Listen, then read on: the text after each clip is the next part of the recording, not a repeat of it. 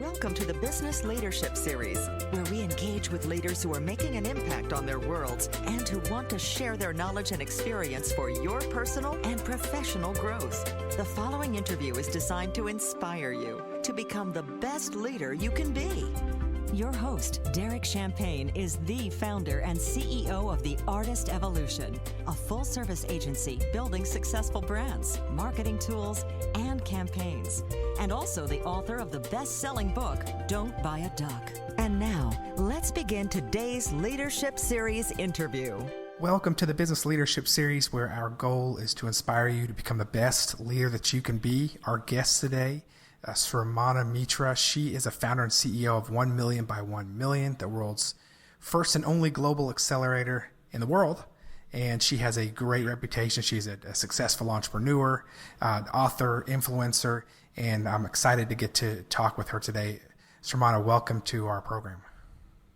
Thank you very much, Derek. It's a pleasure to be here. I love hearing stories like yours. I have so many questions as an entrepreneur or aspiring entrepreneur myself. And so can you start though by just taking a few minutes and telling us about your story? Well, I am a serial entrepreneur. I'm actually a very hardcore computer scientist from MIT, and I was doing my graduate work in parallel computing at Massachusetts Institute of Technology in the mid-90s, I'm talking 93, 94 timeframe, when just like that, the internet happened. You know, one day to the other, we found out about this thing called the browser, the internet browser, and it just opened up a whole new world. And we were all very excited. And so I started my first company as a graduate student at MIT in 1994.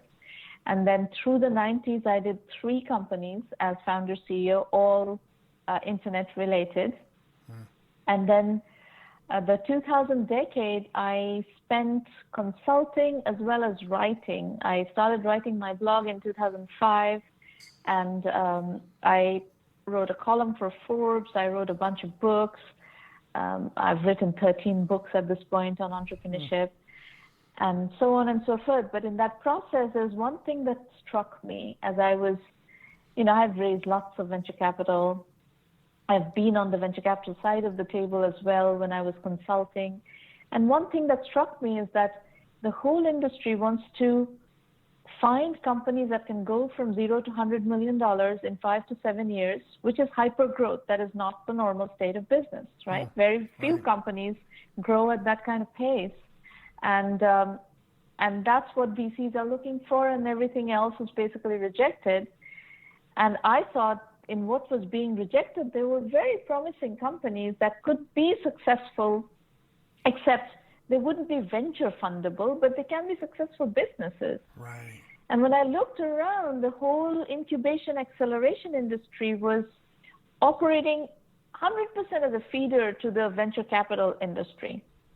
So I thought about it, and I'm like, well, there are lots of trends. I was also working very aggressively on how to, develop the Indian startup ecosystem. So I had a very international readership, following, etc. Not just US, but also a large following in India.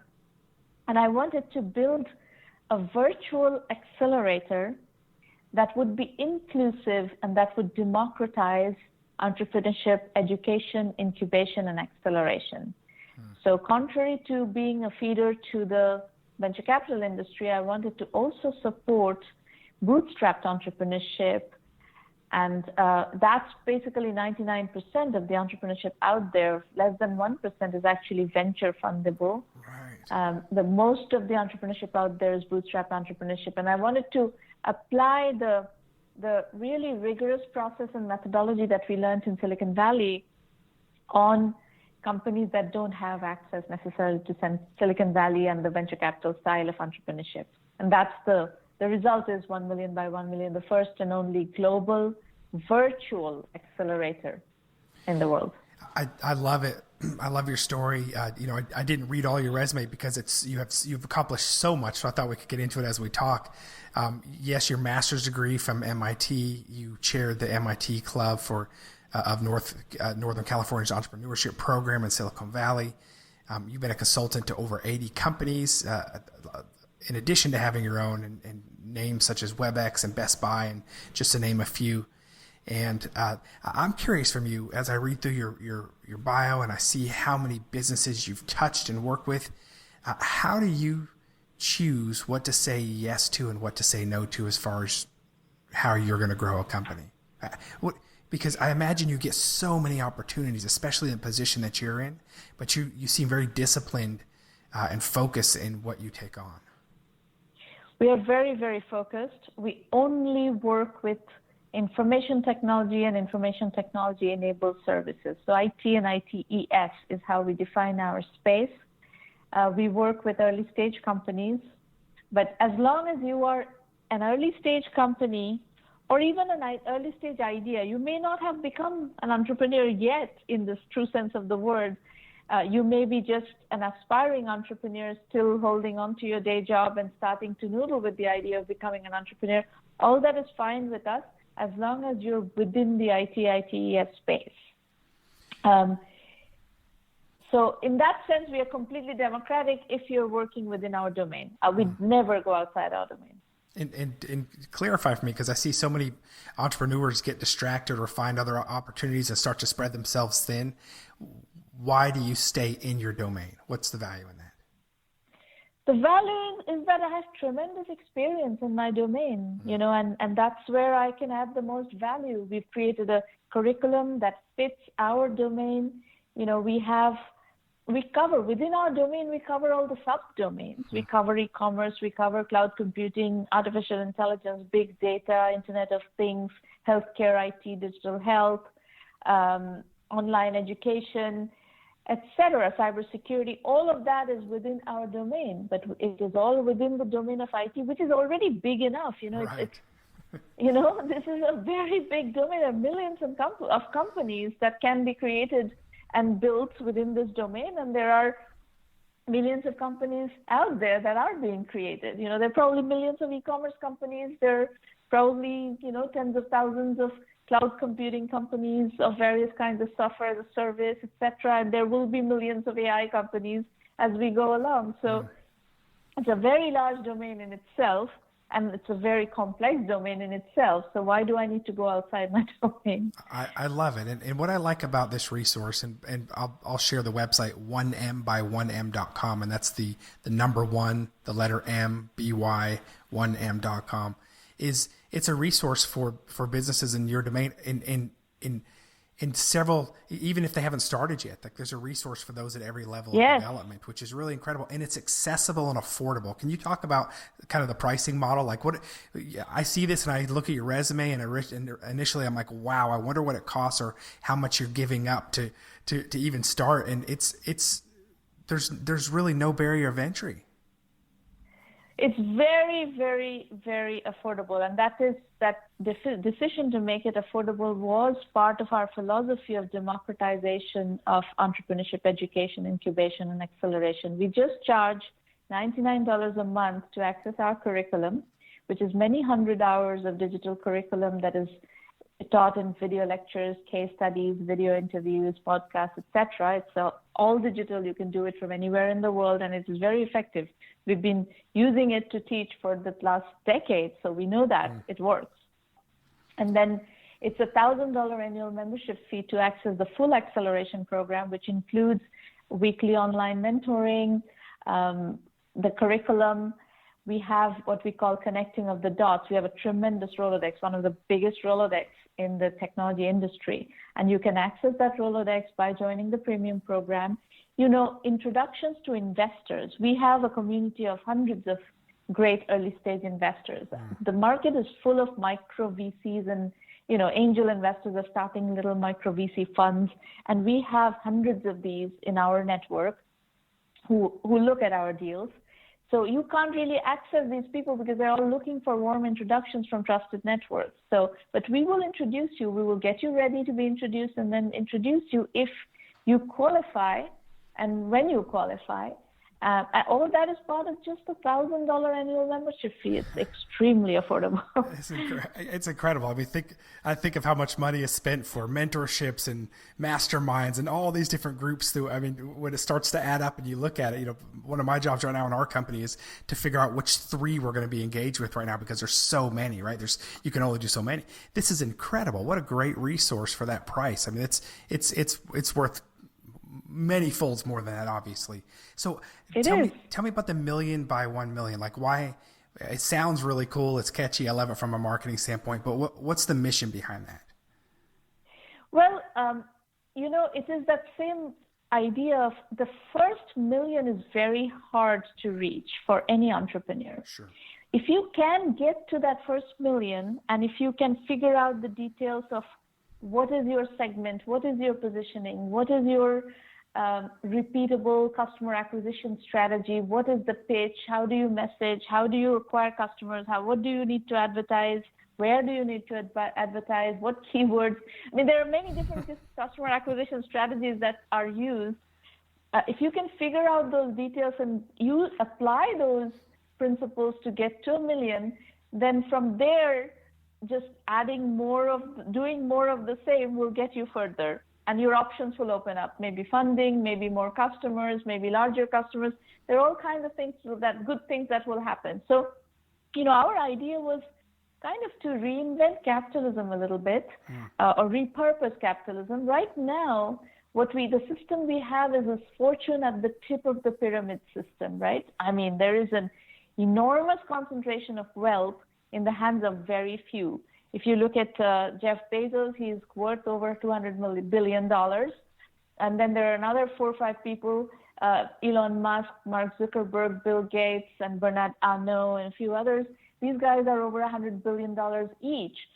So that's $1 trillion right there in the hands of 5 people. Wow. That's not what I'm trying to do. I'm trying to build fortune in the middle of the pyramid. I'm trying to create a large number of people and give and make sure that they all have good livelihoods, So the corollary of this 1 million by 1 million, our goal is to help 1 million entrepreneurs reach $1 million and beyond in annual revenue, build 10 million jobs and $1 trillion in global GDP. So I'm not looking to create the next 100 billionaire. If it happens, fine. I don't have anything against it. Of course, we are one of our companies that was in the program early on for 3 years, today has blossomed into a company that is doing, several $100 million in annual recurring revenue, has raised over $300 million in funding. All that is great. This entrepreneur is going to be worth a lot more. This entrepreneur is going to be worth tens of millions of dollars. That's fine. But that's not what I'm only trying to do. I'm not trying to build 5 entrepreneurs who are going to become 100 millionaires. I'm trying to build 1 million entrepreneurs who are each going to be successful up to at least to a certain level, so that we can create an economy that is a sustainable economy, global economy. Love the purpose. Thank you for taking the time to explain that. I really appreciate it. It doesn't surprise me. Your approach is different, but it doesn't surprise me that you have consistently been on a list of LinkedIn most influential members, on the top 10 list with people like Bill Gates and Richard Branson and others. And I think it's because of your approach that you're doing here is just absolutely amazing. We've got a few minutes left. I have a couple more questions for you. One is, I'm just curious, you talk about bootstrap first. And if I can say, as somebody that works with companies and teaches, helps them on their Bermuda Triangle where brands get lost and stuck. And I've seen been able to work with a lot of companies. I've been an entrepreneur myself in several. That first million is really tough to get to. And I see businesses take years and years and years of guessing. And if they ever get there, great, but they don't always know. You're giving them the formula doing that. That is invaluable. That is a really powerful resource. So I'm excited about that. One of the advice that you give is to bootstrap first and raise money later. Can you explain that a little bit more? Yes, absolutely. Today's market is very different from when I was building a company in the .com bubble in the late 90s. At that time, people could walk into investors' offices with a PowerPoint presentation and a concept and nothing else and get $1 million check. That doesn't happen anymore. Today, by and large, you have to fund a business, not a concept. So while we, as 1 million by 1 million, are okay with working with you when you are at a concept stage, idea stage, the typical trajectory is going to be, we are going to work with you and get you to, build on that idea and put one foot before the other and get to validation, get to paying customers, get to a customer acquisition model that is repeatable, so that by the time we bring you into investors can see, okay, this thing is working. There is enough markets out there, enough customer validation out there that we can write the first institutional check or the first outside investor check. That's what I mean by bootstrap first, raise money later. You don't really have much of an option. I mean, even if you want to go apply to Y Combinator or Techstars, which are the premier accelerators out there that give you money, they actually do invest money in the companies. But those are also looking for people with validated ideas. They're not looking for concepts. So you're competing with, they get enormous number of applications. They have an enormously high rejection rate.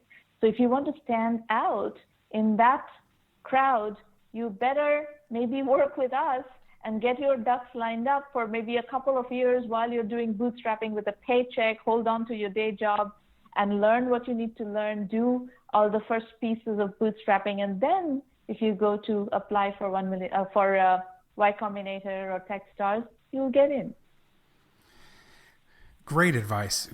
So important. I love your purpose-driven organization. I'm curious, do you have what are you most, and I can hear the enthusiasm and purpose in what you're talking about. What are you most excited about? Like what's with what you've done so far and where you're at? What are you most excited about? What fills your tank? Well, I plan to do this for the rest of my career, which I just turned 50 this Sunday. So I still have probably another, thank you, another 20 years to work on this stuff, maybe more, who knows, but probably if I don't die before that, I'll probably have 20 years to work on this. So that gives me tremendous peace and enthusiasm in that, I know I've already done the hard work of figuring out what gives me motivation, what makes me wake up every day and keep working on something that is much bigger than myself. This is way, way, way bigger than myself. So the privilege, the opportunity of being able to add value to the world at this level is what excites me. I love that. Thank you so much. And Sramana, how many have used your platform or gone through your platform?